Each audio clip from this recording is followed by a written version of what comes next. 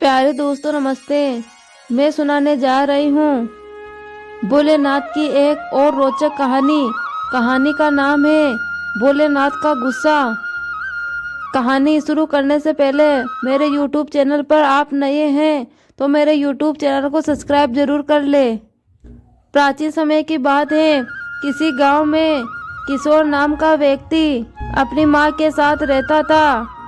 वो दिन रात भगवान शिव की पूजा पाठ किया करता था।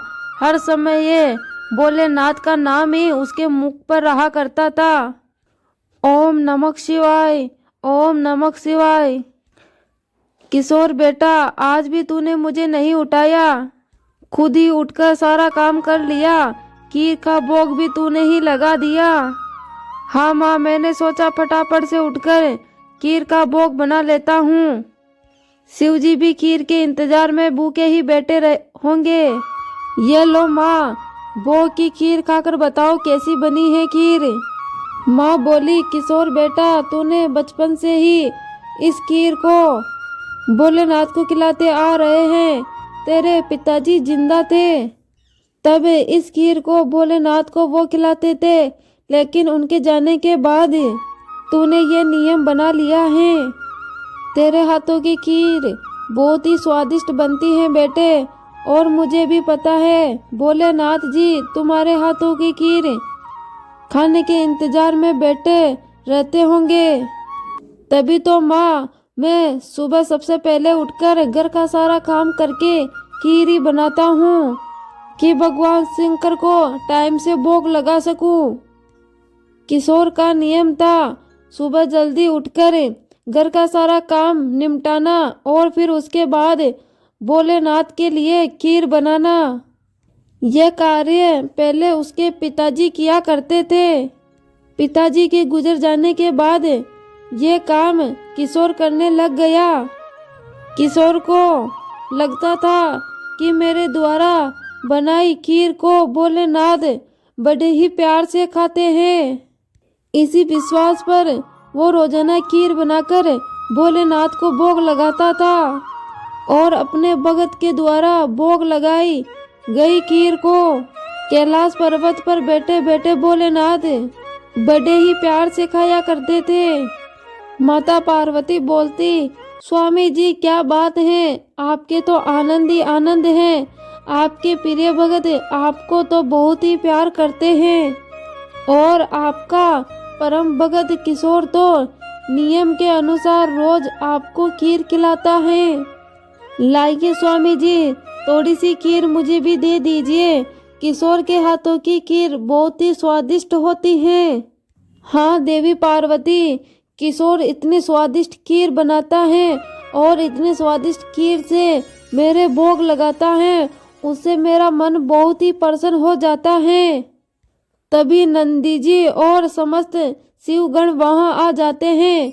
नंदी जी बोले, महादेव जी ये लीजिए, हम आपके लिए भांग और धतूरा ले आए हैं। महादेव बोले, नंदी अभी तो हम स्वादिष्ट खीर का आनंद ले रहे हैं। ऐसा करो, भांग और धतूरे को वहां छोटे पर्वत पर रख दो, हम कुछ समय के बाद उसे ग्रहण कर लेंगे। शिव गण बोले, हरे नंदी, महादेव तो हमारी तरफ ध्यान ही नहीं दे रहे हैं, उस स्वादिष्ट खीर में ही खाने में लगे हैं। ऐसे कब तक चलेगा नंदी? नंदी बोला, हाँ मैं भी यही देख रहा हूँ, ये कब तक चलेगा। इतने प्यार से हम भांग और धतूरा पीस कर लेकर आए हैं, और महादेव ने हमें इसे रखने के लिए बोल दिया। अरे रे, ऐसी बात नहीं है, महादेव ने बोला है हम इसे वहां रख दें, वो कुछ ही देर में इसे भी ग्रहण कर लेंगे। महादेव जी रोजाना किशोर के द्वारा लगाई गई भोग की खीर को बड़े चाव से खाते हैं। नंदी, मैं तो कई बार सोचता हूँ किशोर के द्वारा लगाई गई भोग की खीर में ऐसा क्या है जो भोलेनाथ उसे सबसे पहले और बड़े ही चाव से खाते हैं, और उस खीर को खाते समय भोलेनाथ का कहीं पर भी ध्यान नहीं जाता। हम बड़े ही चाव से भोलेनाथ के लिए भांग और धतूरा पीस कर लेकर आए थे, और भोलेनाथ ने इन्हें बिना देखे ही इन्हें रखने के लिए बोल दिया। हाँ, कह तो तुम ठीक रहे हो भैरव, महादेव को इतना प्रिय भांग धतूरा है, पर किशोर की खीर से ज्यादा उनके लिए ये कुछ नहीं है। तो क्या किया जाए नंदी कि भोलेनाथ का ध्यान किशोर से हटकर हमारी ओर लग जाए। नंदी ने सभी शिवगणों के कान में कुछ कहा और इसके पश्चात सभी शिवगण धरती लोक पर आ गए और ब्राह्मण रूप ले लिया और सभी किशोर के पास पहुंच गए। किशोर भोलेनाथ के खीर का सामान बाजार से खरीद रहा था। ब्राह्मण वेश में नंदी जी किशोर से कहे, किशोर तुम हमें नहीं जानते, लेकिन हम तुम्हें बहुत अच्छे से जानते हैं। तुम भगवान शंकर के बहुत बड़े भक्त हो और रोजाना उसे खीर का भोग लगाते हो। हाँ ब्राह्मण देव, आप तो सब कुछ जानते हैं। हाँ किशोर, हम सब कुछ जानते हैं, इसीलिए तो हम तुम्हारे पास आए हैं। हमें पता है कि तुम महादेव के बड़े ही परम भक्त हो, लेकिन महादेव अब रोजाना खीर खाकर ऊब गए हैं, इसलिए अब तुम कुछ दिनों के लिए खीर का भोग रोक दो। तुम एक काम क्यों नहीं कर लेते? तुम महादेव के लिए एक सप्ताह में एक बार खीर का भोग लगाया कर, जिसे महादेव को बहुत अधिक स्वाद आएगा। और तुमको तो पता ही है, महादेव को दुनिया के सभी लोग पूजते हैं और दुनिया के इतने भक्तों द्वारा दिए गए भोग को भोलेनाथ ग्रहण करते हैं, इसलिए उनका मन भर जाता है। इसलिए तुम सप्ताह में एक बार उनको खीर का भोग दोगे तो उन्हें तुम्हारी खीर का बहुत ही इंतजार रहेगा और वो और अधिक आनंद से तुम्हारी खीर को खाएंगे। क्यों, हम सही कह रहे हैं ना?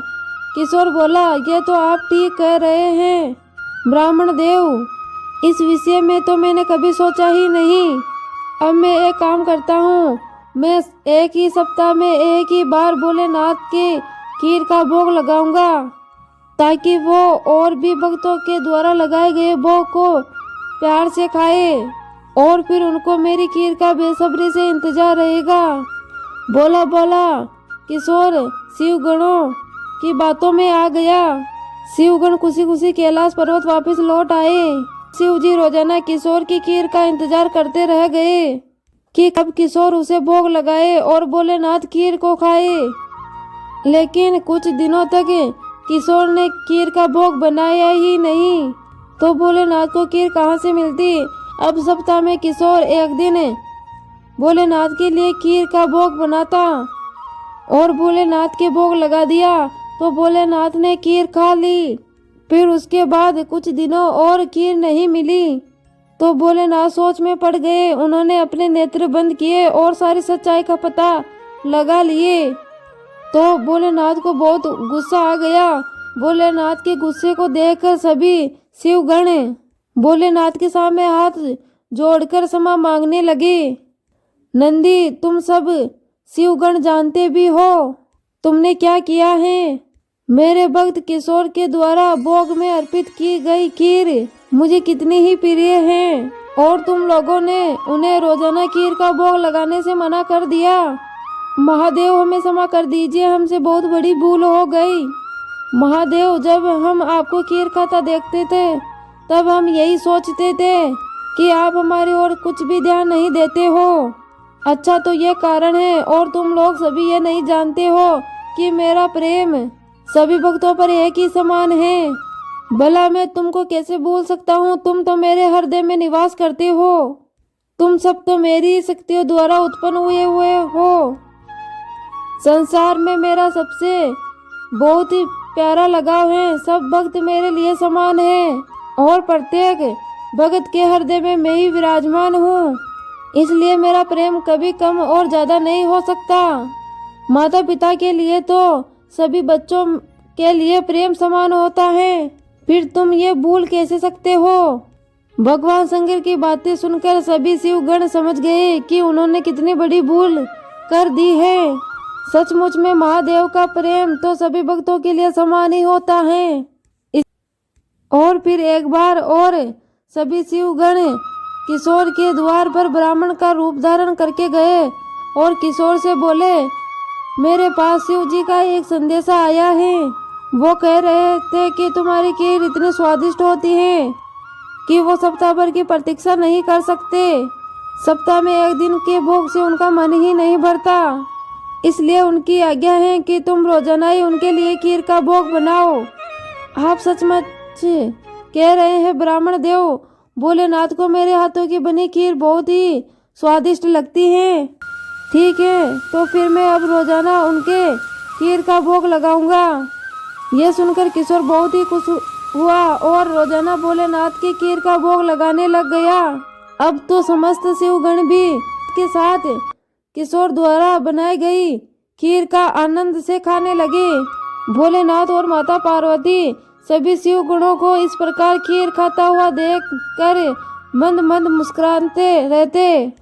भगवान शंकर ने अपने परम भगत किशोर को सभी सुविधाओं का आशीर्वाद दिया और उसके जीवन में कभी भी कोई कठिनाई नहीं आई और किशोर का विवाह बहुत ही सुंदर एक सुशील लड़की के साथ हुआ और कुछ ही साल बाद उसके घर में 2 बच्चों का जन्म हुआ और अपने परिवार के साथ संपूर्ण जीवन खुशी खुशी बिताने लगे। प्रिय दोस्तों, आपको ये कहानी कैसी लगी कमेंट बॉक्स में कमेंट करके ज़रूर बताएं।